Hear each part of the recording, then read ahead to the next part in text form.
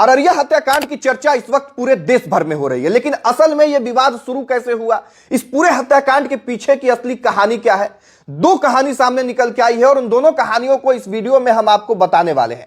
देखिए, सबसे पहले तो इस घटनाक्रम के बारे में जान लीजिए। अररिया का फॉरबिसगंज बाजार समिति गेट नंबर 2 के पास एक सत्तू विक्रेता होता है जिसका नाम रवि चौहान, कहीं कहीं राहुल चौहान भी लिखा जा रहा है। वो रोज की तरह सत्तू बेच रहा होता है, सुबह सुबह का समय होता है। उधर से एक पिकअप चालक आता है जिसका नाम नबी हुसैन बताया जा रहा है और पिकअप वहीं सत्तू के ठेला के पास में लगा दिया जाता है।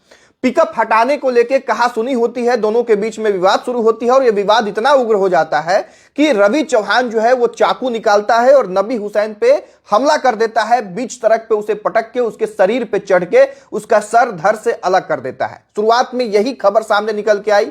हर किसी के जहन में यह सवाल था कि एक मामूली सा सत्तू बेचने वाला अचानक से इतना उग्र कैसे हो सकता है और कैसे किसी व्यक्ति को बीच बाजार में इस तरीके से मार सकता है।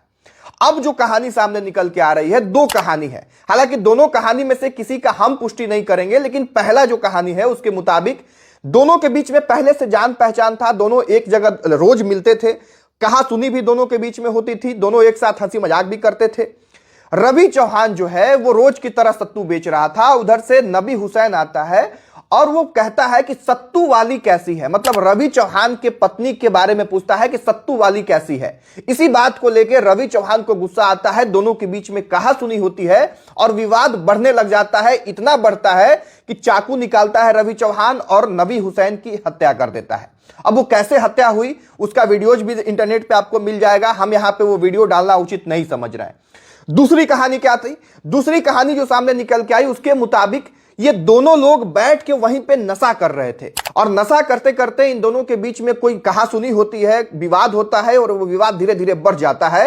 रवि चौहान जो है वो कहता है कि आज तुम्हें मैं चाकू ही मार दूंगा और उसके बाद जो है वो चाकू निकालता है, फल काटने वाला एक चाकू उसके पास था, उससे नबी हुसैन पे हमला करता है और नबी हुसैन को बीच सड़क पे इस तरीके से हत्या कर दी जाती है। देखिए, इनमें से कौन सी कहानी सच है यह प्रशासन का काम है। प्रशासन जांच करे, प्रशासन एक्चुअल में यह समझे कि असल में वहां पे उस दिन हुआ क्या था। प्रशासन जांच करके असली जो कहानी है उसको बहुत जल्द लोगों के बीच में लाएगी, ऐसा उम्मीद कर सकते हैं। बाकी इस हत्याकांड के बाद जो है कई सवाल छूट जाते हैं। सवाल यह कि आज के युग में भी बिहार के प्रशासन का खौफ कहां है। एक सत्तू विक्रेता जो है 7-8 मिनट तक एक व्यक्ति का बीच सड़क पे बाजार में, जहां पे दर्जनों लोग आ रहे हैं जा रहे हैं, वहां पे हत्या करता है। प्रशासन वहां नहीं पहुंच पाती है। इसके बाद भी उस नबी हुसैन की हत्या के बाद भी रवि चौहान को वहां का भीड़ पकड़ता है। 15-20 मिनट तक ये पूरा घटनाक्रम चलता है, लेकिन प्रशासन तब भी नहीं पहुंच पाती है। बाद में जब रवि चौहान को भी भीड़ मार के अधमरा कर देती है, तब प्रशासन पहुंच के रवि चौहान को हॉस्पिटल ले जाता है और हॉस्पिटल के द्वारा रवि चौहान को भी मृत घोषित कर दिया जाता है।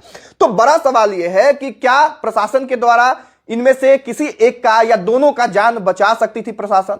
सवाल यह कि जो लोग वीडियो बना रहे थे, जो लोग वहां पे आ रहे थे जा रहे थे, अगर इकट्ठा वो लोग प्रयास करते तो इस पूरे घटनाक्रम को रोक सकते थे।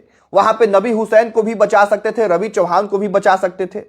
लेकिन ना तो वहां के लोग अपनी जिम्मेदारी को समझे, ना तो वहां के लोग ऐसा प्रयास किए कि यह घटनाक्रम को रोक दिया जाए, ना ही प्रशासन समय पे पहुंच पाई। उसके बाद इस तरह की घटना जो है सामने निकल के आती है, जिससे पूरे बिहार की चर्चा जो है इस वक्त देश भर में हो रही है और बिहार के कानून व्यवस्था पे एक बार फिर से सवाल उठ रही है। अब आप लोग कमेंट बॉक्स में बताएं कि क्या प्रशासन की यह नाकामी है, क्या वहां के मौजूद लोगों के द्वारा इस घटनाक्रम को रोका जाना चाहिए था। इस पूरे घटनाक्रम को लेकर आपकी क्या राय है, देखने के लिए बहुत धन्यवाद। जय हिंद।